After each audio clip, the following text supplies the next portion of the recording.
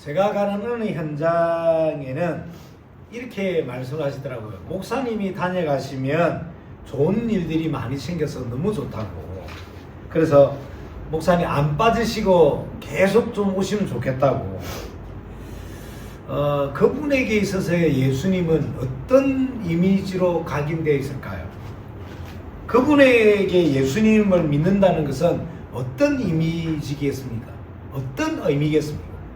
그분에게서 예수님은 좋은 기운을 받게 하는 것, 뭐 이렇게 인식이 되겠죠. 그리고 자기 자신의 마음의 안정감을 주게 하는 어떤 도구? 그래서 저를 어떤 눈으로 보냐면 늘 바카스 바라다 보듯이, 우리 목사님 다녀가시면 뭔가 이렇게. 또 어떤 분은 교회를 지금 다니지는 않으시더라고요. 옛날에 잘 다녔다고 이야기는 하시는데, 아무튼 교회는 다니지를 않는데도 불구하고 벌써 성경을 20동 넘게 하셨더라고요. 그분에게 예수님은 어떤 각인이고 어떤 이미지냐면 인류 최고의 좋은 서선, 그런 개념이 되는 거죠. 예수님은 지혜의 서선, 최고 리더십의 모델, 그런 이미지가 되는 거죠. 또 어느 현장을 가보니까 지방 곳곳에 정말 덕지 부적을 있는 대로 다 갖다 붙여놨어요. 근데 참 재밌는 건 그 집에 문을 열고 들어가는 그 입구에부터 신발장 위에 보니까 거울이 있는데 거울 앞에 뭐가 있냐면 마리아 상이 큰 게 있어요. 앞에 십자가도 있고. 신발 보고 거실에 들어가 보니까 TV보다 더 크게 달마도가 쫙. 벽 맞은편 뒤쪽에 보니까 십자가가 또 딱. 부적에 십자가에 달마도 헷갈리는 거지. 제가 여쭤봤습니다. 아니 이렇게 종교적인 상징물이 많냐? 가능하면 좀 하나로 좀 통일하지. 뭘 여러 가지를 이렇게 해놨냐? 천주교, 불교, 카톨릭 다 그냥 대답을 간단하게 하시더라고요. 왜 그러냐고. 간단하게 어느 거 하나는 지켜주시겠죠. 이렇게 이야기를 하시더라고요. 제가 그 사장님을 보면서 두 가지를 느낄 수 있었어요. 첫 번째는 두려운 거죠. 무섭고 걱정이 많은 거죠. 그런데 배운 만큼 배운 것으로 감추고 살고, 못 배우면 못 배운 만큼 그 수준만큼 감추고 사는, 다 거짓말하면서 사람 눈치 보면서 사람 입에 오르락 내리는 그 말, 그걸 두려워하면서 사는구나. 없으면 없는 만큼, 있으면 있는 만큼 염려하고 근심하고 걱정하고 불안해하면서 안 그런 척하고 다들 숨기고 포장하고 감추고 사는구나. 그리고 두 번째 뭘 느꼈냐면, 이 부분은 불신자에게만 국한되고 한정된 것이 아니구나. 하나님을 믿는다고 하는 크리스천들조차도 문제와 사건과 갈등이 오면 말씀으로 답을 얻고, 말씀 속에서 힘을 얻고, 말씀을 가지고 방향을 잡지를 않고 사는구나. 뭘 따라 사는 줄 아세요? 좋은 조건, 좋은 상황, 그리고 내 마음이 편한 것을 따라갑니다. 제가 소개해드렸던 위에 세 사람은 다 교회와 연관된 사람이고 또 신앙과 연관되어 있는 사람들입니다. 그런데도 사실적으로 말씀을 가지고 그 말씀 속에서 하나님이 이 문제를 허락하셨던 계획과 사건과 이유와 뜻을 질문하지 않는, 기도를 가지고 자신의 영적 상태를 바꿔내지 못하고 그런 척하고 살 뿐이구나 라고 현장 속에서 발견하게 되는, 어느 면에서는 불신자들보다 더 감추고 속이고 척하고 사는 게 그리스도인들이구나. 라고 알게 되는. 오늘 우리가 인도받고 있는 갈라디아서 5장, 이 갈라디아서 5장 본문에 사도 바울이 우리에게 이런 질문들을 이런 의미에서 던져내고 있는 거예요. 아무개 집사야, 아무개 권사야, 아무개 장로야, 너에게 예수님은 어떤 존재인지. 아무개 집사야, 아무개 권사야, 아무개 장로야, 아무개 목사야, 예수님은 너에게 어떤 존재이어야만 하는지에 대한 질문들을 지금 던지고 있는 겁니다. 사랑하는 우리 가족 여러분, 예수를 믿는다는 것은 부귀영화를 누리는 방법이 아닙니다. 예수를 믿는다는 것은 무병장수의 지름길이 아닙니다. 예수를 믿는다는 것은 성령님께서 내주하시고 자정하신다는 신분이고 또 인도받음의 차이입니다. 누구는 성령의 인도를 받고 누구는 악령의 인도를 받고. 왜 성령님이어야만 합니까? 왜 성령님이 아니시면 안 되는 겁니까? 성령님이 우리 마음속에 자정하지 않으시면 시작이 될 수가 없기 때문에. 우리는 집도 사고 차도 사고 굉장한 걸 이뤘는데 하나님은 시작도 못한 인생이라고 말씀하시는 겁니다. 왜 성령님이어만 하는 겁니까? 성령께서 역사하지 않으면 절대 나의 생각, 나의 숨은 생각, 나의 악한 습관을 이길 수가 없잖아요. 우리 하나된 교회에서 얼마나 이쁘고 얼마나 좋은 우리 수아가 성령 인도를 못 받는다면 어떤 인생을 살 것 같습니까? 우리가 그 모습을 볼 때는 이쁘고 착하고 공부 잘하고 말 잘 듣는, 근데 저 아이가 하나님이 내주하시고 인도하지 않는 인생이라면 과연 그런 인생을 앞으로도 지속해서 살아낼까요? 제가 아는 한 청년 이야기를 한번 해볼게요. 참 착하고 성실하고 얼굴 보면 얼굴에 미소가 짓게 만드는 청년이에요. 이 친구가 고생도 많이 해가지고 어려움이 무엇인지 잘 알고 그래서 어려움 당하는 사람들에게 잘해요. 인간성, 실력, 겉면, 성실 참 좋아요. 성격도 좋아. 동갑내이 자매랑 결혼해서 이제 가정도 꾸렸다. 근데 이 청년에게 한 가지 문제가 있는데 그게 뭐냐면 1년에 한 번 아니면 2년에 한 번 어떤 계기가 되면 하는 모든 일을 다 놔버리고 어디로 가냐면 저 강원도 카지노 아니면 비행기 타고 필리핀으로. 지금도 미국 가 있습니다. 한 달째. 어디 가 있을 것 같아요? 라스베가스. 짧게는 일주일, 어떤 때는 한 달씩. 이 도박에 빠져가지고 그동안 벌었던, 고생하고 힘들게 벌었던 모든 돈, 모든 자기 위치, 모든 배경들을 다 탕진해버립니다. 정말 집에 돌아올 차비조차 없을 때까지 그 자리에 있게 돼요. 안 일어날까요? 못 일어나는 걸까요? 여러분, 그 청년이 돈이 더 필요해서 도박을 한다고 생각하십니까? 그 청년이 도박을 하면 자기 인생 패가망신이라는 이 내용을 우리 3살, 4살 먹은 아이도 아는 그 내용을 몰라서 한 달째 카지노에서 생활하고 있다고 생각되십니까? 기억하십시오. 성령의 역사, 악령의 역사. 사단은 아담과 하와에게 선악과를 주고 뭘 뺏어갔습니까? 에덴 동산을. 그러므로 모든 유혹과 모든 시험과 모든 문제 속에는 내가 얻어야 될 것들을 생각하기 전에 내가 잃어버리는 것이 무엇인가부터 생각하는 지혜가 있어야 됩니다. 하나님은 우리가 매주 교회를 다닌다고 해서 하나님의 자녀라고 명하시질 않습니다. 불신자들도 우리가 밥 먹을 때 기도 좀 한다고 해서 크리스찬이라고 부르질 않습니다. 사단도 내가 신학교를 다니고 내가 헌금 좀 한다고 해서 두려워하거나 떨지를 않습니다. 왜 성령에만 하는가? 왜 성령의 세례를 받아야 하는가?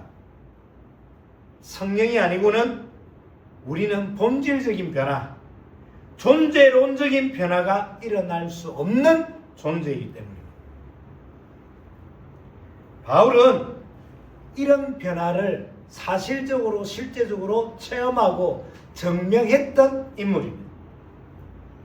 입을 가지고 살았던 인생이 아니라 말만 가지고 사는 말뿐이 아니라 삶이 신앙이 되고 신앙이 삶이 되던 정인의 삶이었습니다. 우리가 잘 아는 대로 예수님을 만나기 전에 바울은 어떤 인생을 살았습니까? 예수를 믿는 자를 잡아 죽이는 살인 면허를 가지고 움직였던 인생입니다. 생각해 보세요. 아무리 당연한 것이고 아무리 맞는 것이라도 어떤 존재의 생명을 우리가 취한다는 것은 그 간단한 이야기가 아닙니다. 아무리 명분과 진리가 맞다 하더라도 옳다 하더라도 그런 생명을 취하게 되면 그 취함받았던 인생은 정말 피폐해지고 뭐라고 표현이 안 될 만큼 부스러질 수밖에 없는 인생을 사는 게 인생이잖아요. 제가 길을 가다가 고라니를 한번 치는 적이 있거든요. 고라니를 치고 나니까 진짜 한 이틀은 찜찜해요. 운전하기도 싫더라고요. 아니 그 깜깜한 청주 그 시골길을 가는데 갑자기 뭐가 점프해서 들어오는데 쾅 했어요. 정말 놀랬거든요. 한참 있다 고라니가 뛰어서 이렇게 논으로 들어가는데 그 사건이 짧은 그걸 한번 경험하고 나서 이틀 동안 운전하기 싫어. 고기 반찬 나오는데 그것도 먹기 싫어. 완전 그냥 사람이 멘붕이 다른 데 오게 되더라. 근데 사람이 사람의 목숨을 취한다. 살인이든 어쨌든 바울의 그 심령은 건강했을까요? 정신 상태는 온전했을까요? 우리가 아는 대로 예수님을 만나기 전에 바울은 예수를 믿는 자를 잡아 죽이는 살인면을 가지고 온 곳을 달아다녔다는 사람 아닙니까? 그리고 얼마나 그의 인생이 성공을 하고 싶고 성공을 향해 달려갔으면 그의 이름이 이스라엘 초대 왕이었던 사울의 이름을 따서 사용했겠습니까? 우리의 이름은 누군가의 인생에 어느 면에서는 모판이잖아요. 어떤 인생을 내 인생에 오버랩하고 싶은 다운로드나 하는 어떤 치트키가 되는 게 우리 이름이지 않습니까? 바울도 그랬어요. 사울도 그랬지 않습니까? 그런데 더 놀라운 것은 그는 태어난 지 8일 만에 할례를 받은 사람. 그는 세계 3대 당시 세계 3대 문학 도시 중에 하나였던 길르기아 다수 출신. 어마어마한 거 아닙니까? 여러분들 만나면 고향 물어보잖아요. 고향이 서울이다라면 뭔가 다르게 눈빛이 달라지잖아요. 고향 어디세요? 저는 뉴욕에서 왔어요. 발음이 조금만 다르고 국가만 달라도 우리가 그 사람을 대우하는 이미지가 완전 달라지는데 당시 세계 3대 문학 도시 중에 하나였던 길리기아 다소 사람들이 충격을 받을 만큼 거기다가 최고 이스라엘의 최고 지도자였던 가말리아 밑에 제사람 거기다 유대인들도 한 번 인생에 들어가 보고 싶었던 한 파, 4개 파 가운데 하나였던 그 바리새파 바리새파의 수장이었던 바리새인 거기다가 로마 시민권 어마어마한 배경을 가진 자 아닙니까? 사람이 가볼 만한 곳 다 가보고 사람이 먹을 만한 거 다 먹어보고 사람이 가질 만한 거 다 가진 사람 쉽지 않겠죠? 그런 인물이 바울이에요. 그런 인물이 사울이에요. 이 사울 바울이 어느 날 다메섹 도상에서 부활하신 예수님을 만나게 됩니다. 완전 신분이 바뀌고 완전 가치관이 바뀌게 된다 이 말이에요. 하나님을 만나게 된 자에게 반드시 있어야 될 두 가지 특징, 신분이 바뀌고 가치관이 바뀌는. 그런 바울이 하나님의 말씀을 가지고 오늘 우리 인생을 향해서 경고, 우리 인생에 대해서 하나님의 말씀을 가지고 권면하는 거예요. 자, 갈라디아서 5장 16절로 갑니다.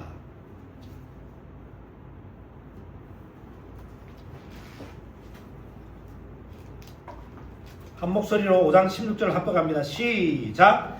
내가 이루니 너희는 성령을 따라 행하라. 그리하면 육체의 욕심을 이루지 아니하리라. 사도 바울은 분명히 선포합니다. 너희는 성령을 따라 행하라. 영어 성경에는 이 성령을 따라 행하라를 두 가지 단어로 번역을 하더라고요. 첫째는 walk by the Spirit, 두 번째는 walk in the Spirit. 첫째는 뭐예요? 성령님 곁에서 걸어라. 두 번째는 성령님 안에서 걸어라. 왜 성령님 옆에서 성령님 안에서 거해야 됩니까? 16절 후반절에 그 답을 같이 기록하고 있습니다. 그래야 육체의 욕심을 이루지 않게 되기 때문이다. 더 이상 내 욕심대로, 내 욕망대로, 내 탐욕대로 살지 않기 위해서는 성령을 따라 행하라. 다시 말하면 내 것을 따라, 거짓 성공을 따라, 돈을 따라 살지 않는 방법은 성령을 따라 행하는 길밖에 없다고 못을 딱 박아놓는 겁니다. 17절 한 절 더 읽습니다. 시작. 육체의 소욕은 성령을 거스리고 성령은 육체를 거스리나니 이 둘이 서로 대적함으로 너희가 원하는 것을 하지 못하게 하려 함이니라. 성령이 자정하시면 우리의 욕망을, 육체의 일들을 against, 즉 뭐야? 거스르게 한다 이 말이에요. 그래서 그리스도인이 되었다는 것은 그동안은 예수 믿기 전에는 내 마음대로 살고 내 마음대로 계획하고 내 인생이 내가 주인이었는데 예수를 믿고 나서는 하나님이 그 계획과 그 생각에 뭐 하시는 거예요? 거스름을 주신다 이 말이에요. 자꾸 무엇인가를 하게 되면 내 안에서 자꾸 부딪히는 일들이 생긴다 이 말입니다. 사랑하는 우리 하나된 교회 가족 여러분, 예수를 믿는다는 것의 제일 됨의 변화는 뭐냐면 내적인 갈등이 생기는 거예요. 내적인 갈등이. 그전에는 거짓말을 진짜 거짓말같이 했어요. 그전에는 거짓말을 밥 먹듯이 했어요. 전혀 어렵지도 않고 자연스러웠습니다. 그런데 이제는 거짓말을 하고 나면 그렇게 마음에 불편함과 답답함이 있는 거예요. 그게 예수 믿는 증거지. 예수를 믿는데 예수 믿기 전보다 더한 거짓말, 더 자주 거짓말, 그 강도가, 깊이가 날로 번창한다. 그거는 정말 한번 생각해 봐야 되는 거 아니겠습니까? 옛날에는 수단과 방법을 가리지 않고 돈을 벌었고 돈이 생기면 그렇게 기쁘고 행복했어요.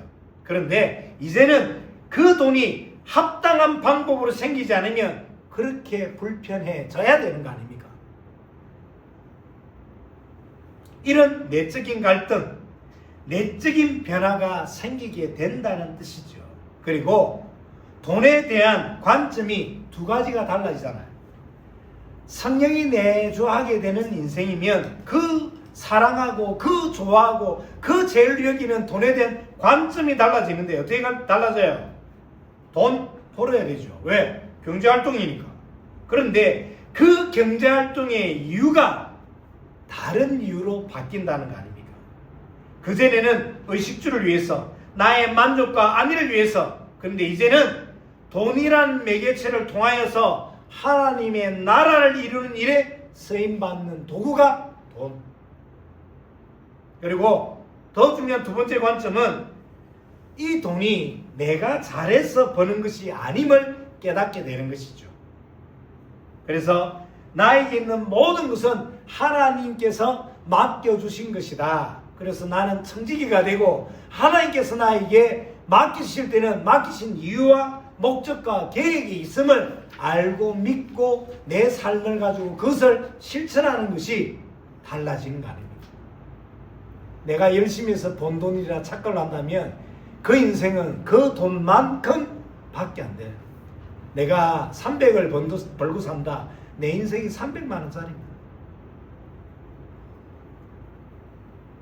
누구는 그렇게 이야기하더라고요. 목사님, 저는 구원받은 하나님의 자녀가 분명히 맞고 알고 그렇게 생활하려고 그러는데 왜 저는 저의 가치관이 안 바뀌죠?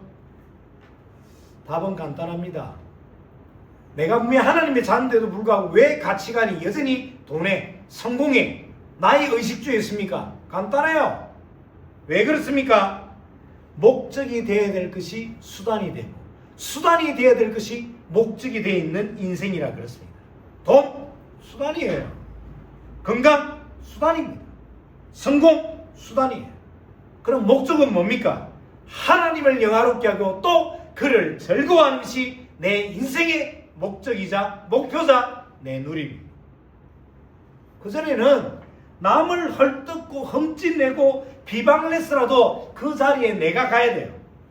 저 자리는 나의 것이에요. 내가 올라가야 돼요. 그런데 성령이 내주하고 성령 인도를 받는 신분이 되고 나니까 내 욕심, 내 욕망, 내 야망을 따라 살 수 없도록 그분께서 계속해서 나에게 더 포마 프레이스 뜻이 뭐예요? 원래 있어야 될 자리로 하나님이 나를 끌어당기십니다. 하나님께서 계속해서 내 안에 내적 갈등이 있도록 만드시는 거죠. 강단 말씀을 통하여 내 신앙의 양심을 통하여 성경 말씀을 통하여 내 안에 계속 갈등이 있도록. 그럼 목사님 그 소리에 따라 살면 나 손해보는데요. 목사님 그 소리에 따라 내가 행동하면 내 상황과 내 환경이 잃어버리는 것들이 많은데요. 그 환경과 그 상황이 나를 여기까지 끌고 왔는 줄은 모르지만 더 이상 그 상황이 그 환경이 나를 나답지 못하게 만드는 족쇄고 사단이 나에게 준 제2의 선악과일는지도 모릅니다. 자, 16절에 나오는 육체의 욕심, 17절에 나오는 육체의 소욕도 육체의 일이 대하여 딱 정의부터 딱 해야 되는데 성경에는 언제나 이 육체라는 개념을 두 가지로 해석을 했어요. 첫 번째, 우리가 아는 대로 사람은 하나님께서 자기의 형상과 모양으로 창조하셨습니다. 진화된 게 아니에요. 창조받았습니다. 근데 하나님이 인간을 창조할 때 재료로, 인간을 창조하는 재료로 뭘 선택하셨냐면 흙을 선택하셨습니다. 창세기 3장 19절 후반절에 보니까 너는 흙이니 흙으로 돌아갈 것이니라 하시니라 이렇게 기록되어 있습니다. 원어에 보니까 이 흙을 뭐라고 그러냐면 먼지라 그래요. 그래서 우리는 사실 먼지 같은, 티끌 같은, 그러면 왜 티끌 같은, 먼지 같은 흙으로 우리를 창조하셨을까요? 오늘 우리가 교독했던 시편 90편 3절에 보니까 주께서 사람을 티끌로 돌아가게 하시고, 흙이라는 것은, 티끌이라는 것은, 먼지라는 것은 정말 아무것도 아는 존재입니다. 무한한 존재가 아니라 정해진 시간 안에서 존재하는 존재, 그런 존재이지만, 자, 창세기 2장 7절을 찾습니다. 하나님께서 우리를 티끌로, 먼지로, 흙으로 창조하셨는데 그런 존재이지만 하나님이 창세기 2장 7절에 2장 7절 시작. 여호와 하나님이 땅의 흙으로 사람을 지으시고 생기를 그 코에 불어넣으시니 사람이 생명이 되니라. 먼지와 같은 티끌과 같은 존재했던 인간이 하나님의 생기에 의해서 뭐가 되었다고요? 산령이 되었어요. 생명이 되었어요. 즉 인간은 하나님의 생기에 의해서만 살아갈 수 있는 존재로 설계되었다, 창조되었다 이 말입니다. 그런데 이 관계를, 이 설계를 깨트린 존재가 등장하는데 이 존재를 성경만이 이야기하고 있습니다. 히브리어로는 사단, 뜻이 뭐죠? 대적자, 고소자. 헬라어로는 뭐죠? 마귀. 디아블로, 뜻은 분리자. 그래서 사단 마귀는 하나님의 일, 하나님의 역사를 대적하고 또 하나님과 우리의 관계를 분리시키고 하나님께 우리의 죄를 가지고 고소하는 존재로 등장을 한다 이 말이에요. 그럼 목사님, 귀신은 뭐죠? 귀신은 사단 마귀가 부리는 타락한 영을 보고 귀신이라고 합니다. 헬라어로 다이몬이라 그러는데, 다이몬이라는 이 단어 속에서 영어 악령이라는 단어가 나오게 됩니다. 다시, 인간은 그분 안에서만 행복하고 그분 안에서만 온전해지도록 창조되었다. 그런데 이 관계를, 이 상태를 깨뜨리는 존재가 사단. 이 사단이 아담과 하와를 통하여 하나님과의 관계가 무너지도록 만들었던 그 장면을 기록한 장이 창세기 3장. 창조주 하나님을 피조물인 인간이 떠난 사건을 보고 창세기 3장 사건. 자, 이 사건의 결과가 봅시다. 창세기 6장 3절로 갑니다. 창세기 6장 3절 시작. 여호와께서 이르시되 나의 영이 영원히 사람과 함께 하지 아니하리니 이는 그들이 육신이 됩니다. 그러나 그들의 날은 120년이 되리라 하십니다. 나의 영이, 즉 하나님의 영이 영원히 사람과 함께 하지 아니하리니 하나님의 영이 떠났어요. 그 결과 사람이 무엇이 되었다고요? 육신이 됩니다. 이것이 육체입니다. 육신, 하나님의 영이 떠난 상태를 보고 정인적이고 총체적으로 뭐라고 말씀하신다고요? 육체.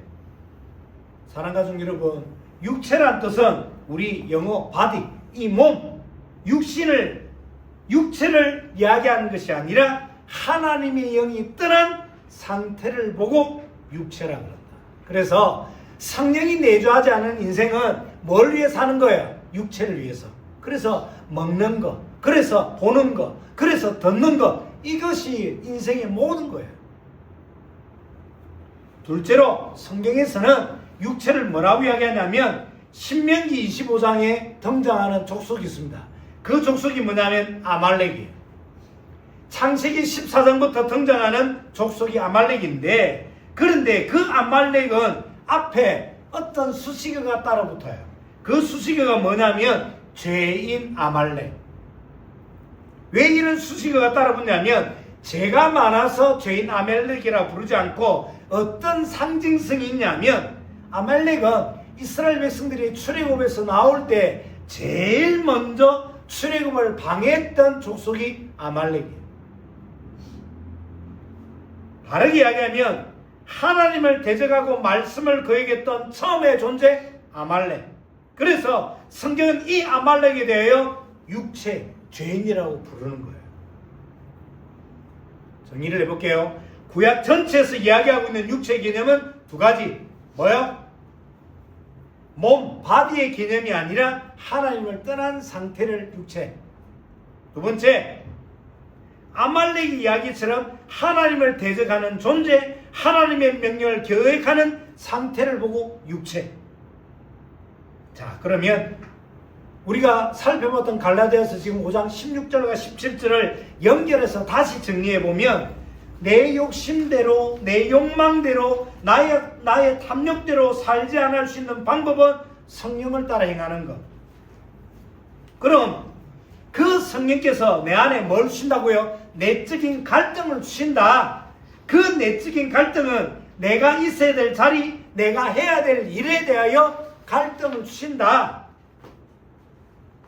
그렇지 않은 사람은 육체의 소욕, 육체의 일, 육체의 욕심을 따라 사는데, 그 육체에 대한 정의는 바디, 몸을 말하는 것이 아니라 하나님을 떠난 상태, 하나님의 영이 떠나신 데 떠나버린 인간의 실체, 그걸 보고 육체라 그런다. 그래서 구하는 거, 행하는 거, 말하는 거, 지향하는 것들이 다 육체적인 거. 먹는 거, 욕망적인 거. 그리고 육신의 일은 하나님을 대적하는 일, 하나님의 명령을 거역하는 일. 누구는 지금 졸립게 들릴 수도 있을 거고, 누구는 그냥 말이려니 할 수도 있겠죠. 그런데 내가 인생에서 문제를 만나고 사건을 만나고 갈등을 만나고 영적 문제를 만나본 사람은 알아요. 이게 이야기가 아님을. 영적인 현장을 경험해보고 영적 문제에 시달려본 사람은 알아요. 하나님의 말씀이 뭘 의미하는지. 자, 이런 상태 속에 있는 인간에게, 이런 인간은 자기 스스로는 절대 하나님을 떠났던 그 원죄, 하나님을 떠나 스스로 범했던 자범죄, 그 죄의 배경인 사단 마귀의 역사, 그리고 그 사단과 마귀가 자기의 인생 속에 만들어 놓았던 운명 사주팔자, 이 굴레에서 스스로는 절대 탈출할 수 없음을 알고 느낄 수 있는 거죠. 그래서 하나님께서는 우리 인간에게 한 가지 약속을 하셨습니다. 한번 찾아봅시다. 요엘서 2장 28절. 구약이고요. 색인에 호욜암 돼 있죠. 요엘서 2장 28절. 색인에 호욜암 돼 있습니다. 워낙 자주 찾지 못했던 성경이기도 해서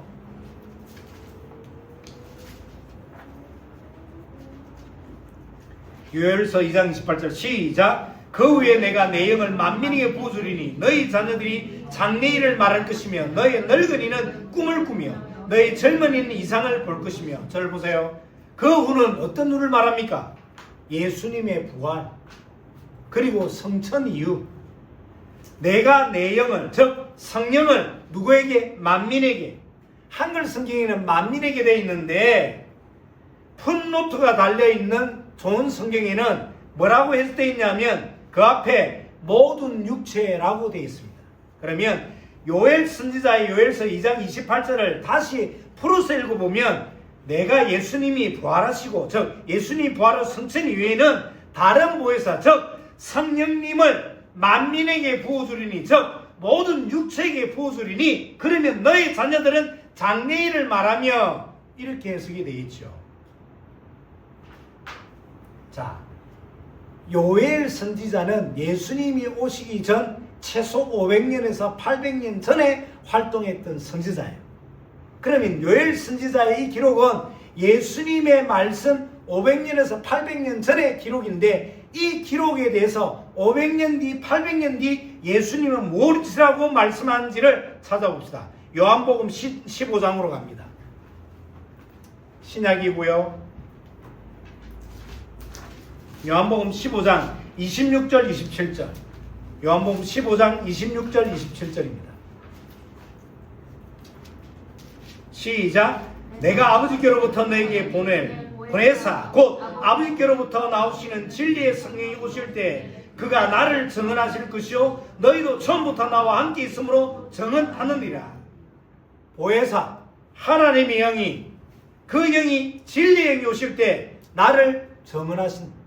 하나님이 나를 아시고 나의 인생에 대해 증언하신다.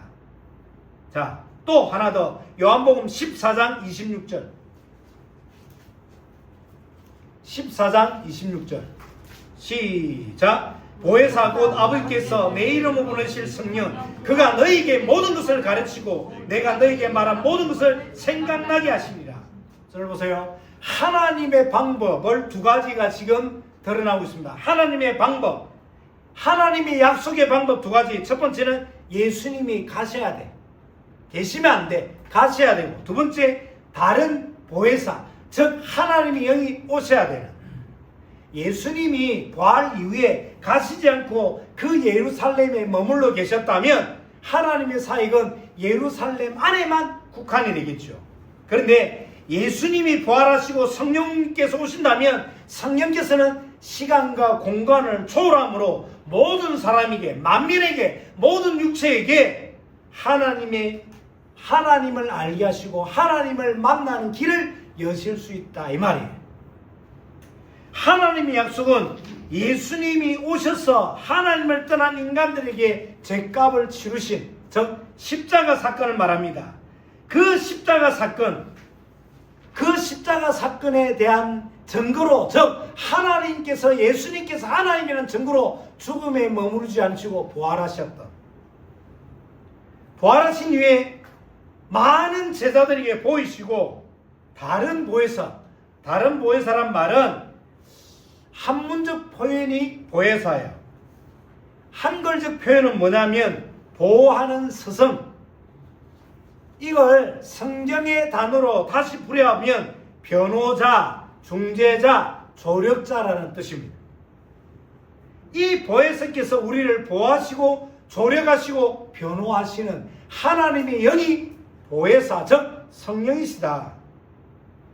한마디로 다시 이야기하면 성령의 기능과 역할은 예수님과 관계된 모든 것에 대하여 배우게 하시고 예수님을 생각나게 하시는 이 성령의 역사를 받아들이지 않으면 갈라디아서 5장 18절을 제가 대독에 올릴게요. 너희가 만일 성령이 인도하시는 바가 되면, 인도하시는 바를 버리게 되면 율법 아래에 있게 됨이라고 이야기해요. 성령을 받아들이면 율법 아래에 있지 않게 되고, 성령을 받아들이지 않으면 여전히 율법 아래에 있게 된다. 교회를 10년 다니든 100년 다니든 율법 아래에 있게 된다. 아무리 내가 착한 일을, 선행을, 구제를 정말 많이 하고 선행을 얼마나 많이 했는지 많은 상을 탔다더라도 그의 인생은 율법 아래에 있게 된다. 분명히 성령께서 내주하시고 인도하시는 인생이라고 이야기하는데, 여전히 나의 삶의 방식이 또 가치관은 구원받기 전의 모습이 머물러 있다면, 바울이 지금 이야기를 하는 거예요. 제발 좀 성령의 인도 좀 받아라. 뭘 통해서? 성경을 통하여, 뭘 통해서? 강단을 통하여, 뭘 통해서? 내 안에 주신받은 신앙 양심을 통하여. 이런 말씀과 강단과 신앙 양심을 따라 말씀하시는데도 불구하고, 그런 부담감과 불편함이 있는데도 불구하고 조건을 따라, 내 상황과 환경을 따라, 내 욕망과 욕심과 내 육신의 정욕을 따라 선택한다면 여전히 그의 인생은 18절에는 율법 아래 거하는 인생. 자, 마무리를 할까 합니다. 나머지 지금 오늘 16절에서 26절에는 크게 성령의 역사와 성령에 대한 열매, 그래서 육신에 대한 일과 육신의 결과를 이야기해야 되는데, 시간 관계상 앞부분만 하고 나머지는 다음 주에 하겠는데, 성령의 역사적인 부분에서는 오늘 정말 중요한 내용들이 많았습니다. 오늘 결론. 자, 성경에는 성경 66권 전체를 통해서 하나님께서 호흡을 하셨다는 게 딱 두 군데 나와요. 하나님이 호흡을 하셨다는, 숨을 들이쉬고 내셨다는 장면이 딱 두 군데 나와요. 첫 번째가 하나님이 아담을 만드시고 아담의 그 코에 뭘 넣어주실 때? 생기를 넣을 때. 그때 등장해요. 두 번째는 오늘 요한복음 20장에 등장을 합니다. 요한복음 20장 22절. 요한복음 20장 22절을 봅시다.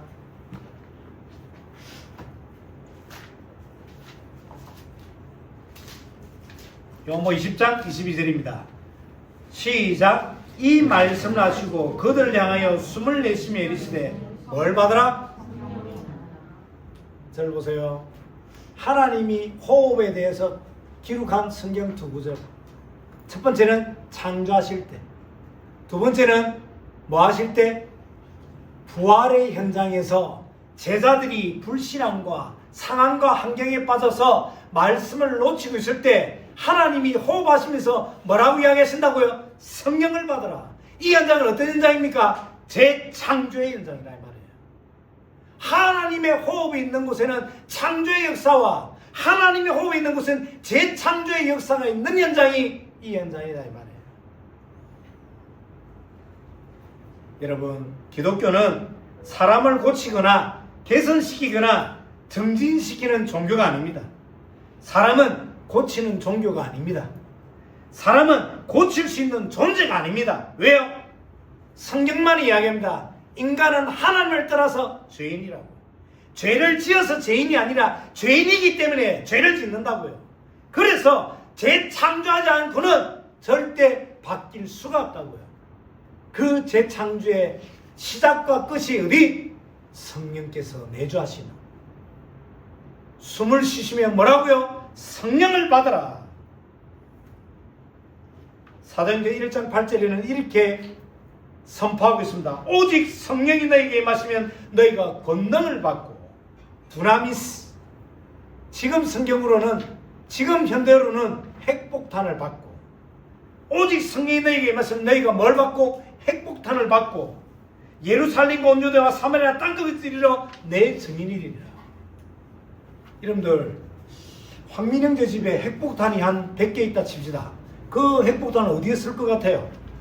우리 황민영제가 첫 번째 핵폭탄은 쥐를 잡는데, 왜? 양장인 집사가 쥐를 싫어해. 그랬더니 걱정하지 마, 내가 핵폭탄을 터뜨릴게. 쥐를 잡는 데서. 또 두 번째, 바퀴벌레 잡는 데서. 여러분들, 핵폭탄은 그런 데 쓰는 데 아니잖아요. 하나님 우리에게 뭘 주셨다고요? 권능을. 뭘 기준으로? 성령을 기준으로. 하나님 주실 때는 주시는 이유와 목적과 계획이 있잖아요. 하나님 우리에게 권능을, 하나님 위해 성령을 주셨다는 것은 생명을 살리라고. 하나님 우리에게 성령을 주셨다는 것은, 권능을 주셨다는 것은 후대를 살리라고. 하나님 우리에게 성령을 주셨다는 것은, 하나님 권능을 주셨다는 건 교회를 살리라고. 내가 부족하고 한계 있는 인생이지만 하나님이 내 안에 계시고 나에게 권능을 주시는 것은 나를 통하여 가정이 살고 우리 후대가 살고 교회가 사는 일에 하나님께서 내 인생을 사용하시겠다는 뜻 아닙니까?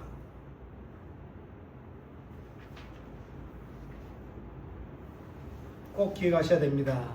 오늘의 결론, 성령님의 역할은 뭐라고요? 그러면 우리들 가운데 찾아오셔서 우리로 하여금 누구를 정확히 하신다가? 예수님을. 왜? 그 예수님이 하나님의 약속이고 그 예수님만이 우리를 재창조케 하는 모든 길과 진리와 생명이 되니까. 그리고 더 중요한 것은 성령의 역할은 권능을 받게 하시고 그 권능을 받게 하신 이유가 땅끝까지 이르러 전인되게 하시는 거예요. 그리고 마지막 세 번째는 사도행전 1장 16절을 찾습니다. 사도행전 1장 16절을 찾습니다. 사도행전 1장 16절 시작. 형제들아, 성령이 다윗의 입을 통하여 예수 잡는 자들이 길잡이게 된 유다를 가리켜 미리 말씀하신 성경이 응하였으니 마땅하도다. 이 본문을 잘 보세요. 성령이 다윗의 입을 통하여 뭘 응하게 하신다고요? 성경이 응하였으니 마땅하도다. 이 말씀은 성령님도 무엇을 기준으로 역사하신다고요? 성경을 기준으로. 아무리 성령님이 무소부조하시고 무소불능하시지만 역사의 기준이 뭐라고요? 말씀이라고. 자, 저를 보십시오. 성령, 재창조를 위한 그 성령은 우리로 하여금 정인되게 하셨다. 뭘 드러내게 하셨다? 예수님을. 왜? 예수님만이 재창조의 역사를 주실 수 있는 모든 시작과 끝이니까. 성령의 역할은 뭐라고요? 권능을 받게 하시고 뭘 하게 한다고요? 땅끝까지 정인되게 하셨다. 세 번째는 뭐라고요? 성령님은 뭘 성취하신다고? 말씀을. 오늘 주었던 말씀이, 이 언약이, 이 역사가, 권능이 나의 끝이 되기를 예수 그리스도의 이름으로 축원합니다.